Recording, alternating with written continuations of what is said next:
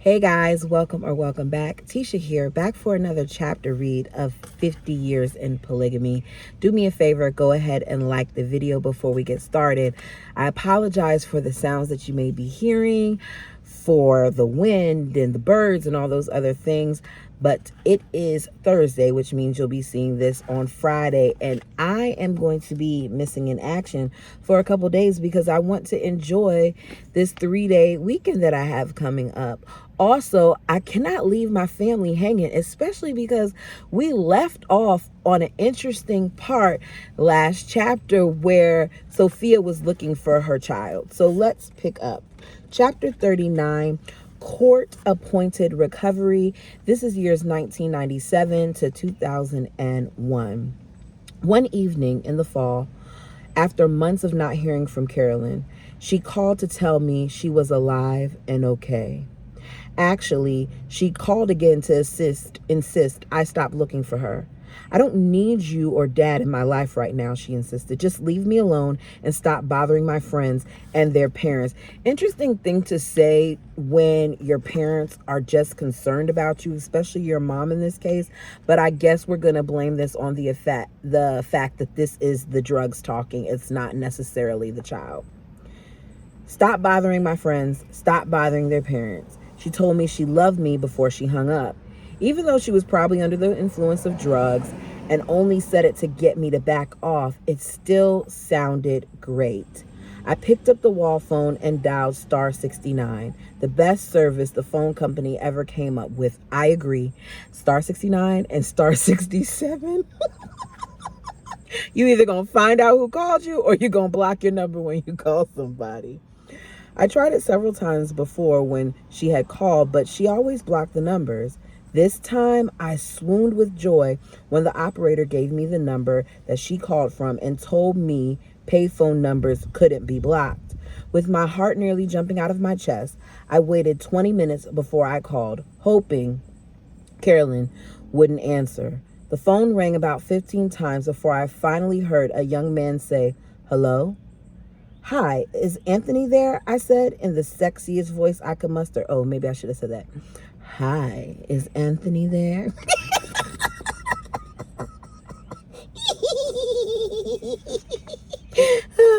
"No, ma'am," he said. "This is a payphone. Ain't no Antony here." "Well, where are you at?" I asked. "You sound like a nice guy. Maybe you and I can meet up and gab for a while." We chatted for a few more minutes, and then, with excited anticipation of meeting up with me, the young man gave me the address to the 7-Eleven store where he said he'd wait for me. The fact that Sophia was willing to go this far to find her child speaks volumes. She's also basically catfishing this man. The next morning, as I drove nearly 25 minutes from our home, I was more hopeful than I had been in a long time. I smiled when I thought of the young man whom I'd intentionally stood up and wondered what he must have been thinking. I hoped if he knew my daughter, he waited for a long time after I told him to give me 10 minutes to get there. And I ticked him off royally. Oh, okay, I get what she was saying. She's saying basically like if he knew my daughter and he didn't tell me where she was, I hope he suffered. Got it. At 7-Eleven, I handed a kind-looking clerk a picture of my daughter, explained who I was, and asked if she'd seen her. She told me she saw her at least every other day, and she came into the store quite often. I started to cry. The next time I see her, I'll ask her a few questions and watch to see where she goes when she leaves. Then I'll let you know, the clerk promised. What a nice clerk, because not everybody would be willing to insert themselves that way. I waited on pins and needles. It was hard to leave the house, even for a few minutes, fearing I'd miss the clerk's call. She sounded so sincere. I hoped with all my heart she wouldn't let me down. A few days later, the clerk called to tell me that Carolyn walked to and from a nearby trailer park, sometimes with the kids she's tending. The manager and I talked at the trailer park was just as nice as the clerk at 7-Eleven. When I got home, I called the police to let them know how close I was to finding her, and I'd soon need their help. I was full of hope and gratitude when I waited endlessly for another call from the park manager to let me know Carolyn was for sure there and which trailer she'd gone to. Again, as I had millions of times over the years, I contemplated how perfect it would have it would if how perfect it would if I had a phone I could take with me in my car. Okay, I'm not messing up words here. The edit is bad. I'm guessing that she's trying to say, I contemplated how perfect it would have been if I had a phone in my car that I could take with me. When would someone ever get them invented? We have them now. I wondered, but of course, how could I ever have afforded one anyway? 3 days later, the manager called to report she'd seen her return to the trailer park. She knew exactly which trailer she went to. The police dispatcher took down the address I gave her, and I waited a torturous 3 more hours while my imagination went berserk. Finally, a policeman let me know they picked her up, and I could get her from youth services again. God, I shouted.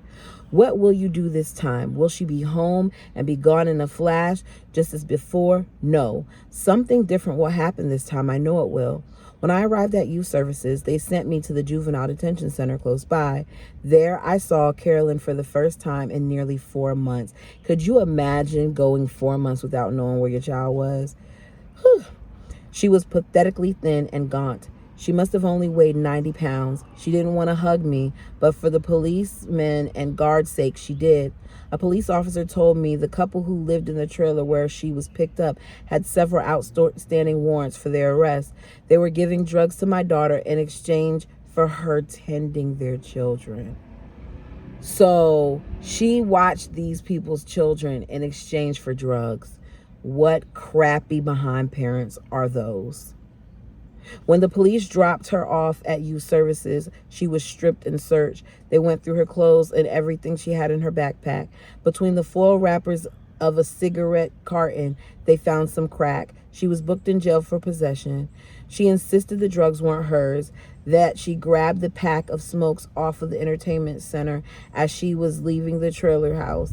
It didn't matter to me or the law. Yes, I screamed inside. Thank you, thank you, thank you, thank you, God. Thank goodness.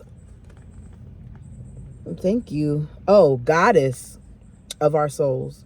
Nothing we'd ever done or tried to do to discipline her had made one bit of difference to her. In the past 6 months, I waded through piles of shit. My heart was scalded from the terror a mother experiences while searching for her missing, possibly tortured and murdered daughter. Yeah, No, I can't. I was about to say I can imagine how many sleepless nights that she had, but I can't. I just know if the roles were reversed and my child were missing. I remember when my child was missing for 2 hours because he didn't tell me where he was going when he went to the park. And I remember that terrified feeling, and I called the police and all of that. I could only imagine how she felt as a mom going through 4 to 6 months of that. She had always known how to flash her beautiful blue eyes, parade her bright smile, and sweet talk her way out of the consequences of her wrongful actions. Though it hurt me as if I were being whipped with a willow when I recommended the judge come down as hard as possible on Carolyn. It was also as cathartic as a debriefing from a bloody war zone. My last hope was there be consequences tough enough to get my daughter's attention. Yeah, because what y'all doing isn't working. And sometimes it's okay to admit that you need help. After spending 11 days in juvenile detention, Carolyn was released early on good behavior. The judge also sentenced her to 6 months of house arrest and random drug testing. The best gift was he also ordered 12 weeks of therapy for the both of us. While I attended her first court-ordered counseling session with Dr. Chris Branson, she was mean, tough, cold, and bitter. Some of the things Carolyn revealed to us in those sessions seized my breath and doubled me over in agony. But as the drugs wore off and Carolyn listened and talked to Chris and me, our gorgeous, kind-hearted 16-year-old Carolyn began to show up for life again. We got to experience and appreciate her divine soul more than ever before. When her court-assigned therapy sessions came to a close, she eagerly took leave as a stronger, more secure person. Dr. Branson kept Carolyn's file open so she could return if she wanted to, and so she and I could delve into my lifestyle, guilt, and shame that were still halting my progress.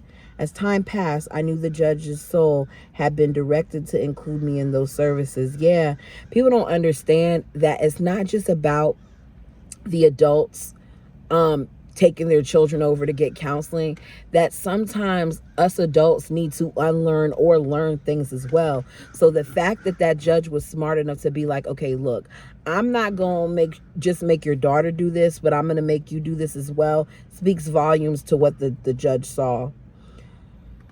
We had no health insurance of any kind and no money for therapy. Dr. Branson's guidance was a bequest that would have otherwise been impossible. The fact that my therapist, Dr. Branson, never encouraged me to divorce Mark was appreciated. She felt my desperation for someone genuine and consistent to help me process the constant turbulence in my head and my heart. Nothing there was new. The big questions were, can I ever live a fully productive life without Mark and the love he so ardently claims to have for me? And can I fully commit to be satisfied with half or less of his love, time, and energy while we lived in polygamy? Every hour I spent with Chris gradually offered me more life and a fighting chance at living the rest of it to the fullest. She astutely took my side and Mark's side, listened to me, and sometimes cried with me until I heard or saw evidence of another client. I always forgot I wasn't her only one. By the fall, the daycare center still hadn't sold. Mark had already put his business on the line and borrowed more money. By November, the loan had maxed out. Our homes and everything we had were going into foreclosure. Oh, goodness.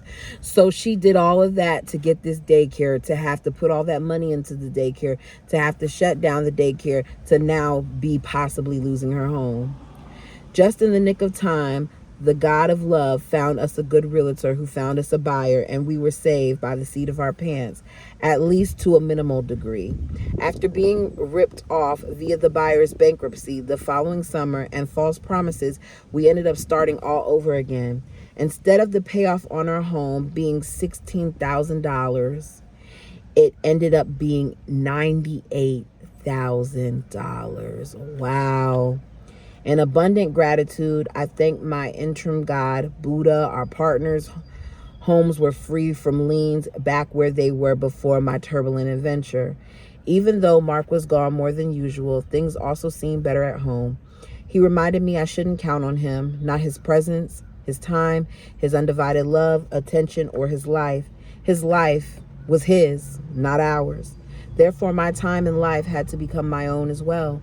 Most of the time, as newly developing individuals, we were able to bring our uniqueness together and stay good at loving and caring, but my struggles with the same old familiar resentment, suspicions, and envy made me desperately want to ask Mark, where have you been? What took you 2 or 3 extra hours to come home? Who have you been hanging out with? Sometimes those squelch words made their way clear to the tip of my tongue. I gulped them back down and soldier on. I reminded myself not to delve into anyone else's business but my own. To really love Mark while we lived in polygamy felt more impossible by the day. So I continued to keep really busy. I made new friends, hung out with my kids, kidults, and my grandchildren, and enjoyed my new job as a Head Start teacher and home educator in the Granite School District. But the best thing about staying busy was it kept my mind distracted from Mark's other lives. Other lives? Not life? While those were rebuilding as well as staying techniques for me, Mark saw them as me avoiding and withdrawing from him. Several times a day, I mentally reviewed the reasons to stay and the reasons to go. Should I stay with Mark and Diane and our kids and try to graciously accept the things I can't change? Or should I try to find a man and a life of my own and leave Diane in bliss with her own husband? On secure days, I thought I would be okay with the latter, but on insecure days, that made me envious. I won't live plural marriage without you, Sophia, Mark tenderly reminded me once again as we sat across the cafe table. You and my kids are the reasons I lived plural marriage in the first place. If she's telling you that she doesn't think she wants this anymore, then how are you sitting there and saying you and my kids are the reason why I wanted this? Nah, you kind of wanted it because you wanted it. I love you more than anyone ever can. That's... Don't you know that? Please don't leave me. Oh, he's so manipulative. I can't and I won't do it without you. That doesn't make any sense, Mark. You and I both know it was only our ingrained testimony of a plural marriage that started all this pain in the first place. You know you don't have to have me in order to stay with Diane. Very true. Mark and I, and even Diane, though she wasn't aware of the extent of it, were facing the crossroads of our lives. No, none of us had any clue which way we go. Maybe he was right when he said, yes, our family is dysfunctional, but why trade this craziness for another one? At least we were crazy about each other and all of this. I'll make us work, I decide, for better or for worse, I reassure myself.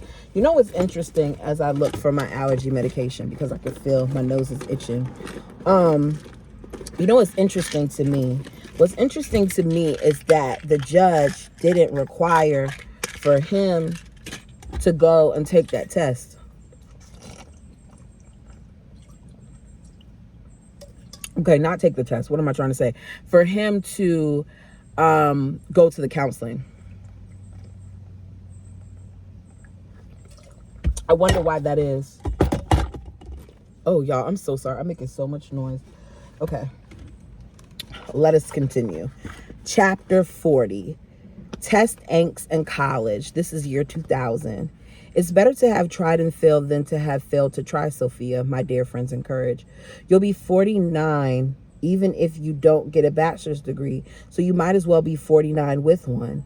In the summer of 2000, I studied for the praxis test until I was sure my brains wouldn't fall out at Southern Utah University, SUU, in Cedar City. After hours and hours of the most grueling, terrifying test I'd ever taken, I sat in my car and sobbed. I was sure I failed. All those young brains testing with me looked brilliant, lighthearted, and full of self-confidence. There's a reason why you got to just focus on your own stuff and you can't compare yourself with others. Before the test, I had already told the SUU Education Department student advisor, please don't bother calling to tell me I failed the test. It will be embarrassing. When I don't hear from you, I'll know for sure. We'll call you either way, Sophia, she said. You'll know in a few weeks. Since I didn't trust in my abilities, I was sure I didn't pass. Aside from the sections I felt confident about, I guessed the answers on too many of them and didn't have time to finish the history and math sections. On the other end of my phone, the student advisor's voice was monotone. Sophia, this is Tammy. As I promised, I am calling to tell you. I already know, Tammy, I interrupted. At least I tried. I've been telling myself it's all okay. Well, I'm sorry too, she said sadly. If you hadn't missed so many questions, maybe you would have gotten 100% rather than 88%. She didn't even finish a lot of the questions and she got an 88%. That's great.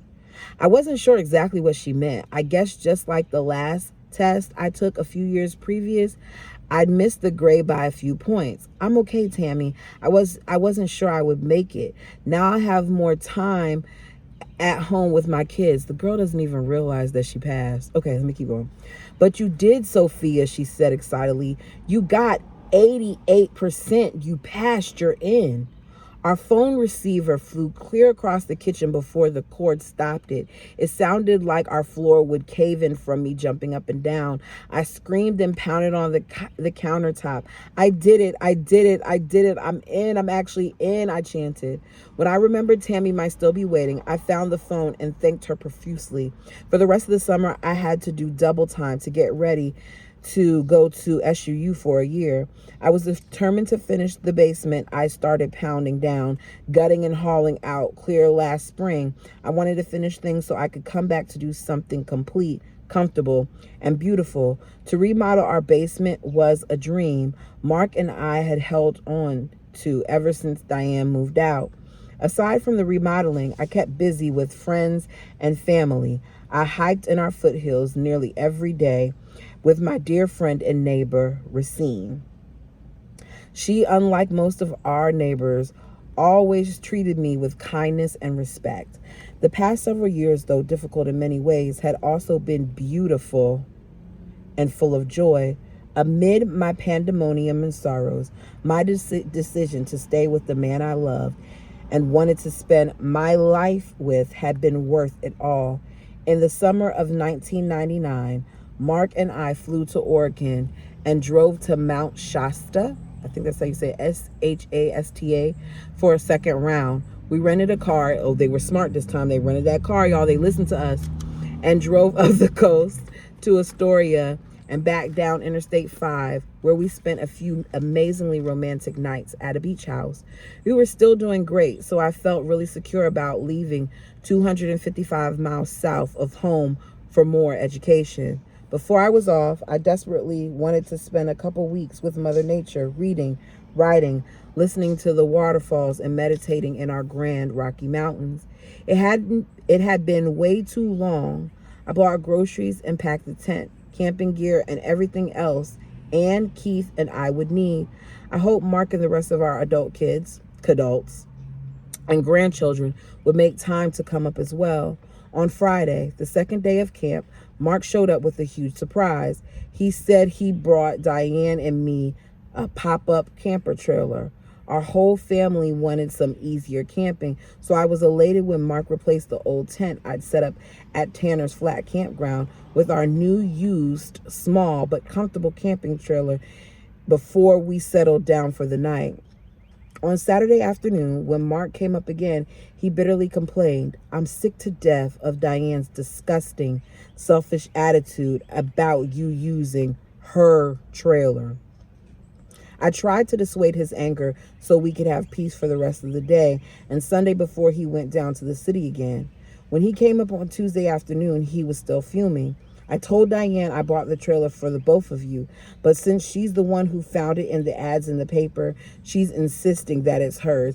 See, this is the stuff about Diane. I just don't like Diane. Every single time that I try to like Diane, Diane does something else that makes me feel like Diane is extremely selfish and that Diane is willing to do anything in order to make sure that her needs come before everyone else's.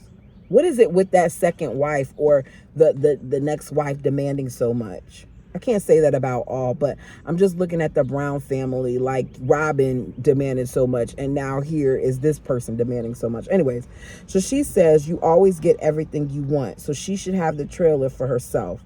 I've had nothing but hell to pay ever since I bought the damn thing up here for you to use. All she's done is scream and cry about the stinking thing. I'm sick of her attitude. I bought it for all of us, but no, she has to be a selfish bitch and keep it for herself. During his tirade, I did my best to stay calm. My anger and resentment towards Diane came from the comments Mark said she said about me, more than her desire to be the sole owner of the trailer. I told Mark I hadn't blamed her. You know what's so crazy is that if he feels so comfortable doing this with her to talk about Diane, best believe that he's doing the same exact thing when it comes to Diane about her. This isn't just I'm only going to do this with this wife. He does it with both. As I said before, I feel like the men in these situations cause a lot of the issues between the wives. I knew how she felt. She also loved camping. She would have more opportunities to use it than I ever would. Besides, I knew all along there was no way I would sleep with Mark in that camper after he and Diane slept in it. If only I had have known that's how Diane felt before Mark bought it up, I would have refused to use it in the first place. By Thursday evening, Mark's constant agitation was making me livid and sick as well. He wouldn't let up. So every single time she goes somewhere with you, it gets ruined by Diane. Why is it that you can't leave Diane at home and focus on your wife? So she's constantly being pulled into this situation and she's not being able to enjoy her stuff because of Diane. Got it. I'm sick of hearing about this, I finally snapped. Your ranting about all of this has ruined my plans for calm, quiet vacation. I've had enough of it, Mark. I don't want to hear another word about any of this ever. What do you expect me to do about it? Why are you telling me all this crap? If the camper is hers, or even if she just thinks it's hers, I don't want to use it now or ever again. I'm going to unpack tomorrow morning so you can take it to her. I either go home or set up the tents back up and stay. I'm sick of hearing about it, and I'm sick of you putting me in the middle of all this crap. Just give her the damn thing and let it be. Mark tried to calm me out of unpacking the camp trailer. I did anyway and stayed a few more days with the kids in our tents. The rest of the family who came up to visit us and to stay had a wonderful time before we called it quits. Good for her, because I would have got rid of it too. I would have been like, look, she wanted so bad, y'all can have it. I'm that type of person. Our Thanksgiving celebration was huge. Mark, Diane, and I, all our kids, and some of their parents and grandkids, my brother James, my sister Amy and her husband, other friends and their kids, all met in our completely empty, unfinished basement family room. As usual, during our years of family and friend gatherings, I enjoy the company, food, and visiting, just not the responsibility of the long, drawn-out preparations. We get it all set up just to have it over within a few minutes and still have to clean up after the huge what? Something, y'all. This thing says page 366 to 3. Okay, never mind. After the huge mess. I'm going through all types of stuff over here. Okay. Y'all remember this if you don't learn anything else. When you have large groups of people gathering, it is okay for you to designate different tasks for the people who come over to your house to eat all of your delicious food to do in order to help clean up. Because if you coming over to my spot and I didn't slade in the kitchen, best believe you're going to clean up behind yourself. I may even ask you to help wash a dish or two. I'm just saying, I feel like, and I've done it at people's houses that it's my first time being in their home because I know what goes into it. How hard is it to say, is there anything that I can help you with before I go? It's not that hard. So what I've been taught to do. That Christmas, we again decided it would be less expensive to draw names for a family gift exchange. I wonder if this time, if her and her kids are going to actually get gifts. We divided our large and growing family of 21 into 3 age groups: adults, teens, and kids under 12. Gifts were opened, starting with the youngest child on up to the oldest adults. When Diane opened her movie passes and her gift certificate for a motel room, she looked at me, then at Mark. "Oh, honey," she cooed. "Now you can have a romantic night on the town. You and I can't." She's a pain in the neck. And here's the thing. If the roles were reversed, that's not anything that Sophia would have done. After Mark opened the road atlas I had purchased for him, Diane snuggled into his shoulder. "Oh, baby, now we'll have directions when we take the road trips together." I thought Diane must still feel so insecure that she wanted to spite me with those little pokes and jabs. According to Norma, she thought I intentionally flaunted my affection for Mark in front of her. I was really surprised. I'd always done my best to be the opposite around her. I remember only once carrying out a premeditated plan to intentionally cause Diane some major discomfort. I feel like I'm going to sneeze. Woo! When she had her own car and I was totally dependent on her for transportation, she often left my kids and me stranded and helpless. Yeah, y'all remember she was at the bus stop in the rain waiting. And she always would be late coming and getting her, often without a good reason or any apologies. It was the same when we had to share a car. So when I had a chance for payback, I took it. She had some place she wanted to be in a certain time, so I took my time with our car. "As long as you please. Come on, Sophia. Hold out a little bit longer." The imp on my shoulders coaxed. "If you give in now, you won't have made your point." The devil had to insist, since my stomach was in huge knots. Just stay long enough for her to know exactly how it feels. By the time I got home, I was mortified and filled with guilt. When I saw Diane's angry tears, I knew exactly how she was feeling. I also knew my little shenanigan was a foolish blunder. It served to make me feel like a heap of dung, because she cares. In the weeks before I left for Cedar City, I reminded my precious mother she couldn't get sick anymore, at least for a whole year until I returned in December to help take care of her again. Mom had been deathly ill, off and on, with congestive heart failure and profuse bleeding. 3 times in the past 5 or 6 years, our family gathered to say our final farewells to her. With each recovery, she giggled, smirk, and say, "Well, I guess it must not be my time to go yet." She also had severe dementia. While most of her long-term memory was still intact, her short-term memory worsened by the day. No matter how many times I explained my impending absence, she asked me repeatedly, "Now, where did you say you were going? When are you going to come see me again? Why are you going way down there?" Each time I repeat my answers and tell her to stay healthy while I was gone, she replied, "Okay, Sophia, I'll do my best to stay healthy and wait for you." It's so hard to have a family member that is going through something like that.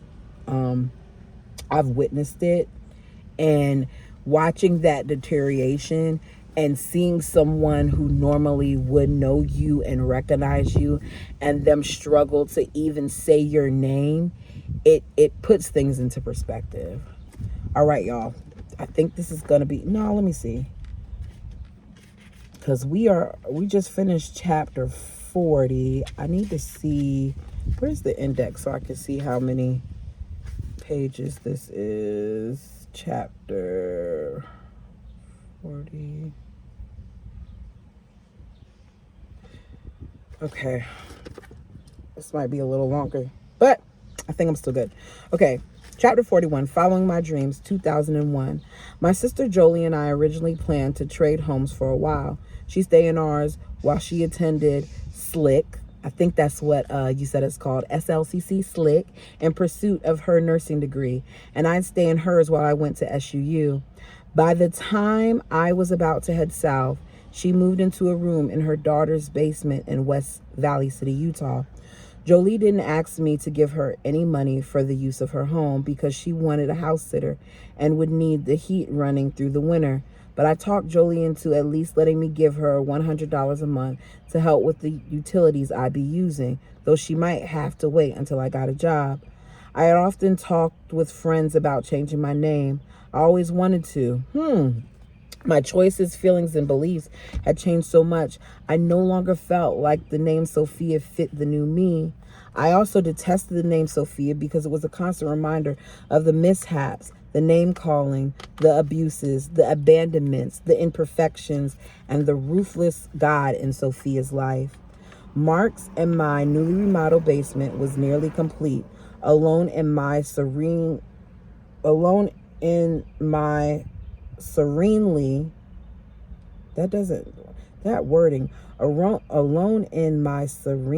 of my beautiful bedroom. I don't know what she's trying to say there. I'm just reading what I see on the page. I began to meditate. Is she trying to say in my serenity?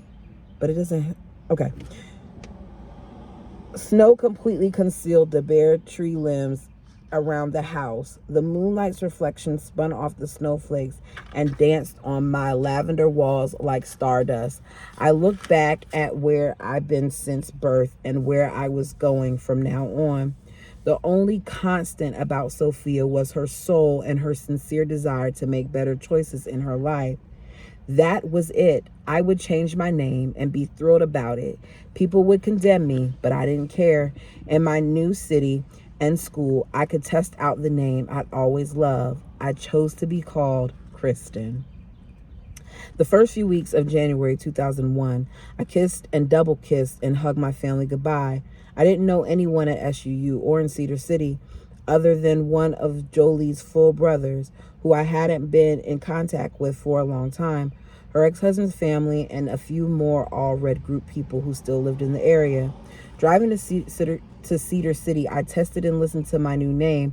I said it loud and softly and quietly. I even yelled it as happy, Kristen, Kristen.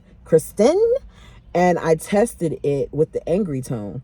No matter how I said the name, it couldn't sound nearly as horrible as I heard Sophia used before. My name had been used in mean and disgusting ways to spite, hurt, or threaten me. The most hurtful sound of my name was when Mark used it in anger or rage. During those times, my name was more offensive to me than any four-letter swear word he could ever use. 235 miles south of Bluffdale, I exited I-15 at the Golden Arches of McDonald's.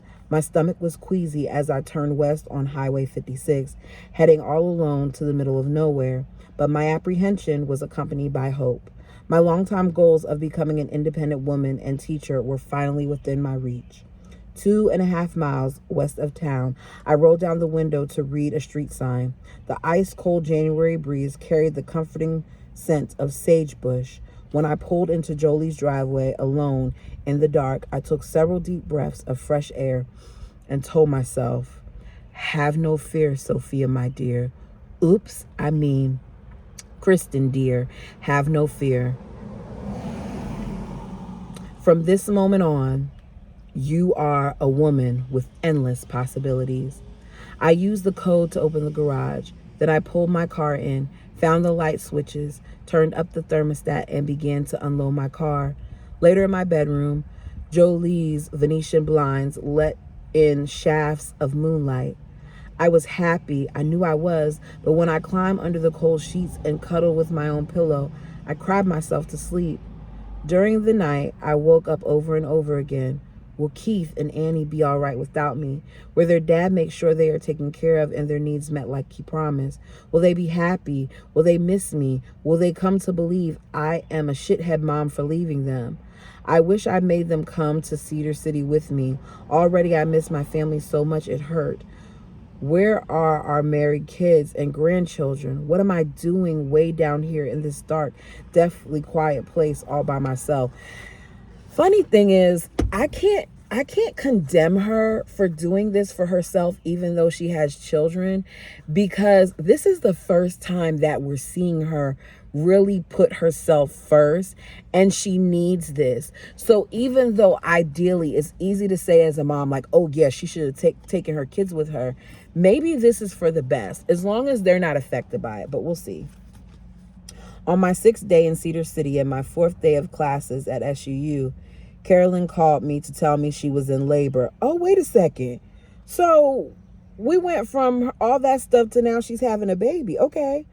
I attended my literature class without really being there. My first daughter was giving birth to her first baby. After my last class, I hurried north. All I could think about was Carolyn. She married a wonderful Hispanic man and was safe, happy, in love, and having a baby. Good for her. Wanting to be with her during the delivery, I broke the speed limit all the way back to the Salt Lake Valley. I arrived at the hospital in South Jordan to find she had hours to go before she'd be pushing. I tried to be strong, or at least look like I was. My daughter's every pain and discomfort were mine as well, so I was grateful I'd somewhat come to terms with her having an epidural. Though things were going to be smoothly for Carolyn and her unborn baby, I couldn't help but worry for them. All the familiar smells and sounds, along with the anticipation, made me reminisce about Carolyn's delivery. The prolonged and excruciating labor that took place previous to her birth at Aunt Amelia's house almost 19 years earlier was fresh in my mind. Okay, so she's young. Carolyn's handsome husband nudged my shoulder.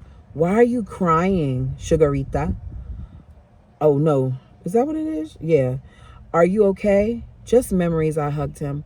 I'm so happy my gorgeous girl's with you, and you're going to have a handsome, brown-eyed prince.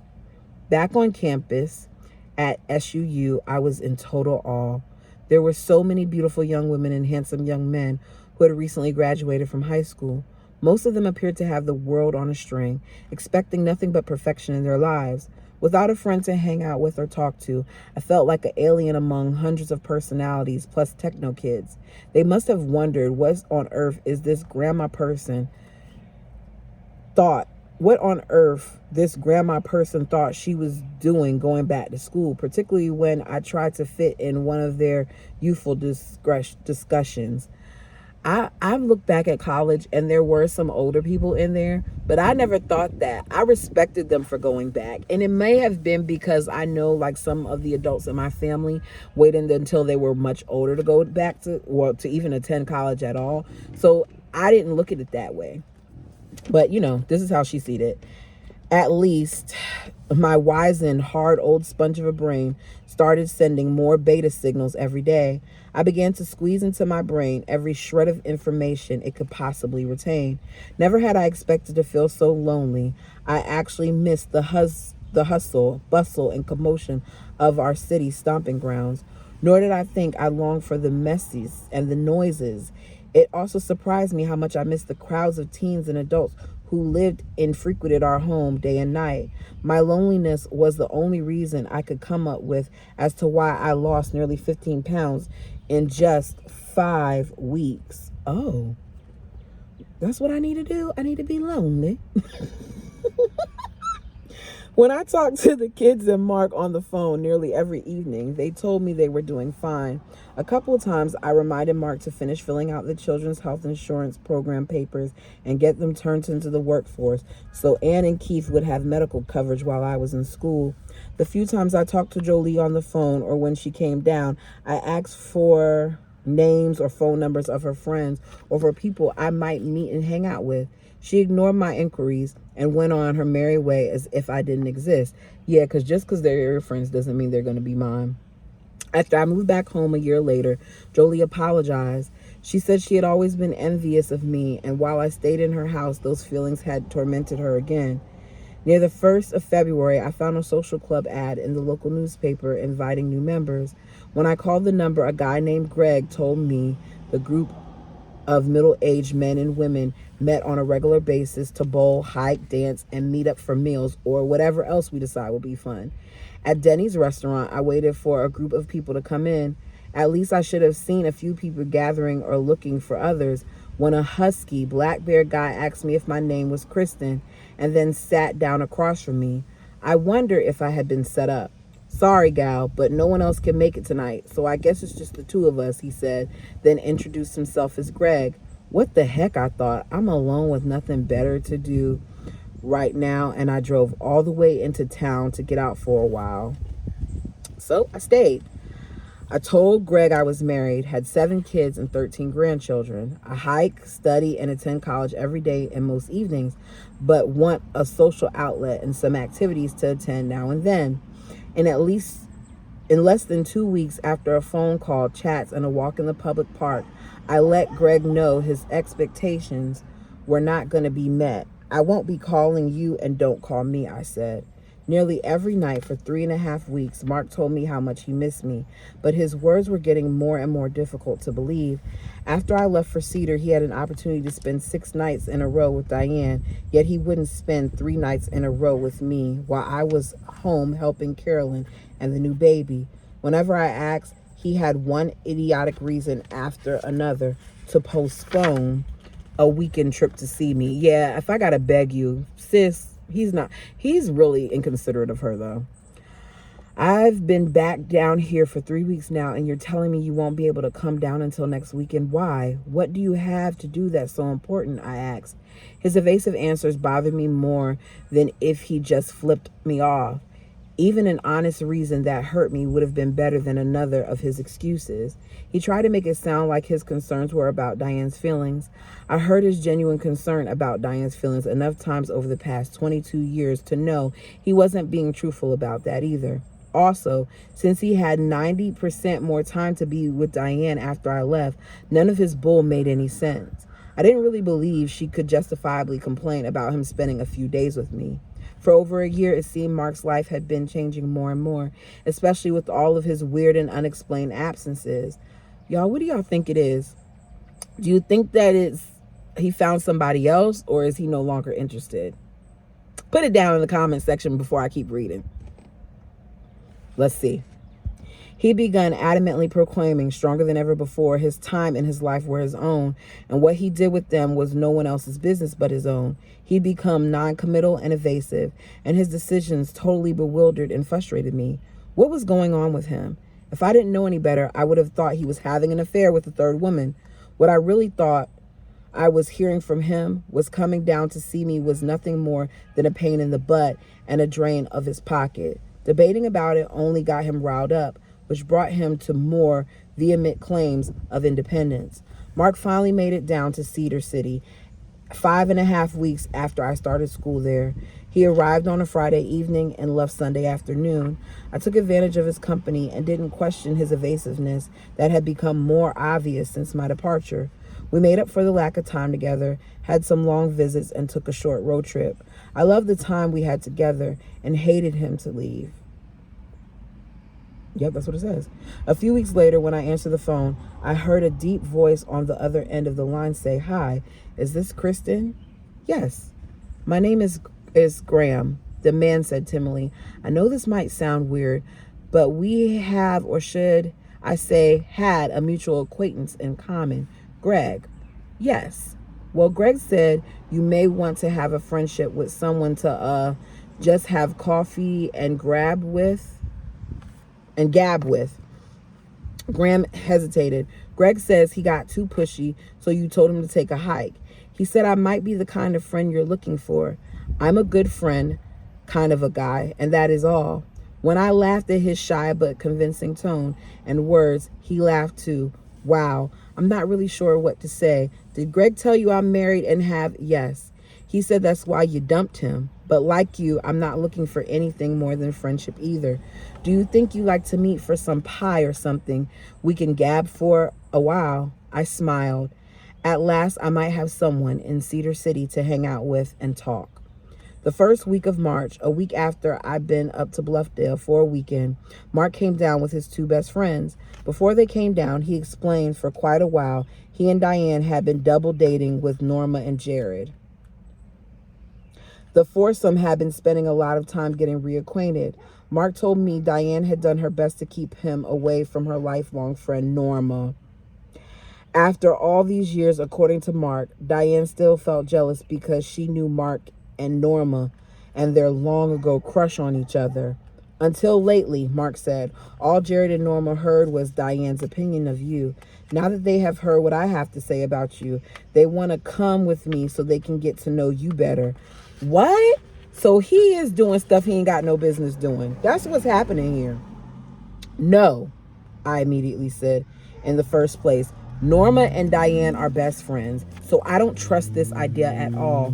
Norma probably wants to hear what I have to say so she can tell Diane everything I do or do not say. And secondly, I agree with Diane. It doesn't matter how long it's been since Norma babysat for us and you two wanted to get married. For some reason, I just don't have a good feeling about it either." "There's nothing for you to worry about," Mark persisted. "Just give them a chance. They're great people. I know you'll like them." I don't trust it. I always liked Norma. I just didn't trust her in my life. It could have been because of... y'all, I'm really battling with the birds. Y'all go ahead and fly by.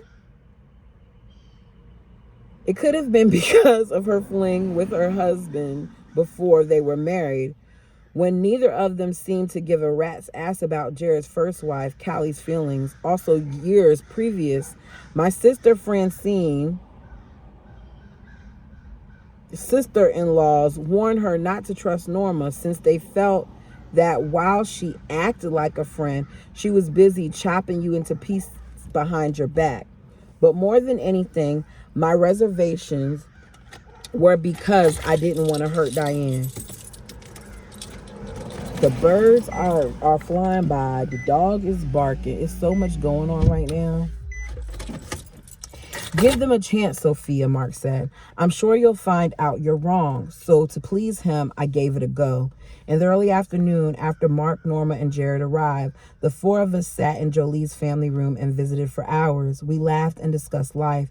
We shared our philosophies, thoughts, and feelings. We talked about all of our kids, and we discussed Diane, about whom all of them claimed to have been an expert.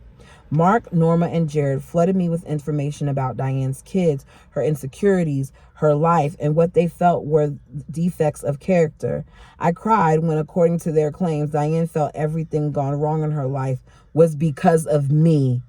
So y'all came to gang up on her. I knew she and I had a normal jealous feelings, but this news cut me to the core. Most of what they said about Diane was more than I ever wanted to hear. I hurt for her and her kids. Just in case you were worried, Norma said, the information they confided in me was intended to smooth over my concerns. They said I could trust them to keep quiet about anything I might say, don't trust them, and anything that would go on between the four of us. However, it created the opposite effect. They, especially Norma, had been bad-mouthing her dear friend Diane to me. So why would I think it wouldn't or hadn't already gone the other way around? Exactly. The next morning, Norma and I hiked to the foothills and partway up the mountain paths I frequented and grown to love. There she told me her spirit guide had revealed to her that Mark was to be her best friend and support. The reason for Mark's special calling was because she'd also been told by her spirit guide she would die sometime within 3 years. Not only could Mark help her cope with her impending death, but he would also be able to care for and comfort her 3 little boys more than anyone else, since he lost his own mother at a very young age. He knows and understands what my little boys will be going through, she said. Suddenly, I knew why Mark had been absent and evasive for so long. No wonder he'd be too busy to come and see me for 5 weeks. I bit my tongue not to scream out loud. I was angry. He hadn't told me about their divinely bestowed friendship. Her death, Norma said, was so Callie, Jared's first wife, would go back to him. Norma explained her guide said the only way that would ever happen was if Norma was no longer in Jared's life. Norma said she's willing to sacrifice her life for Jared and Callie's sake, since she believed they were soulmates or twin rays and should be together forever. What in the world? If Callie ever wanted to go back to Jared and it was about to begin in the way, it was about you being in the way, then why didn't you divorce him? Why don't you divorce him? To die and leave your family and kids just doesn't make any sense. I don't understand it at all, Norma replied. She thought perhaps Callie wouldn't feel comfortable going back to Jared if she, Norma, was still alive. She was just going with what she was told by her spirit guide and would need a lot of love and support during her coming ordeal. What in the world? Norma wanted to know how I felt. It sounded crazy and ridiculous to me, but I knew I had no right to spurn her beliefs. They were hers. Yeah, it does sound crazy. And she had a right to them, no matter whether I thought she was right or wrong. I was sure everyone would feel the same way about me changing my name. All I could do was be truthful with her. I think your spirit guide is off her rocker, I laughed teasingly. But just because it doesn't make one bit of sense to me doesn't mean your plight isn't real. And in spite of your concerns and deep fears about dying and leaving your boys, I believe the death you're feeling isn't a physical death at all, but a huge change in your life, possibly a divorce or death of your marriage. And as far as your friendship with Mark goes, you are both grown-ups and old enough to make your own decisions. In fact, it looks like the both of you already have, even without Diane or my approval. But believe me, Norma, what really bothers me the most about all of this is you two have kept this a secret from me, Jared, and Diane. If this friendship is really appropriate, there should be no reason to keep any secrets about it. Jared especially has a right to know about all of this. He is your husband and the father to your boys. I paused and then told her from the bottom of my heart, Norma, in all the years Diane has been married to Mark, I've known of too many times he has lied to her or kept things from her to avoid conflict or jealousy. He would justify it when I'd get mad. I told him I wanted and needed him to always tell me the truth, no matter what. I tell Mark, it doesn't matter to me what you do, did, or didn't say that would ever break my heart or cause jealousy and pain. I still want you to tell me the truth because I know I'd be wounded 1,000,000 times worse if I found out you lied to me or were deceitful like you have been to Diane. Any day, I would rather hear the truth from you, even if it causes me excruciating pain, rather than ever have you lie or be deceptive to me. That's how serious I feel about it, Norma. I think Diane and especially Jared have a right to know what's going on. They just can't know about this, Sophia. They won't be able to deal with it or understand the information, Norma claimed. It's just not the same with Diane and Jared. I just can't tell them, at least not right now. Besides, Diane isn't like you. She doesn't want to know about anything hurtful. She keeps her head buried in denial. Maybe someday things will be different. No matter how many reasons I gave for Norma to tell Jared and Diane, she came up with just as many to cancel them out. Not one of those reasons for her secrecy felt reasonable or acceptable to me, but that was Norma's way of thinking. All weekend long and for the rest of Sunday before they returned to Salt Lake, Mark, Norma, and I listened to Jared, sometimes entertaining stories which he embellished and elaborated with each retelling. A few weeks later, I met another friend on the phone. Lyle called to talk to Jolie. They talked once after an online dating service connected them, and then Jolie started dating someone else. I explained Jolie was living in Salt Lake to get a nursing degree, and I was staying at her house to get my teaching degree. That phone call set in motion significant changes in both Lyle's life and mine. And that is it. Y'all, that was a weird situation with Norma and Mark. And I will not be surprised if we hear more about it in the next chapter. As I said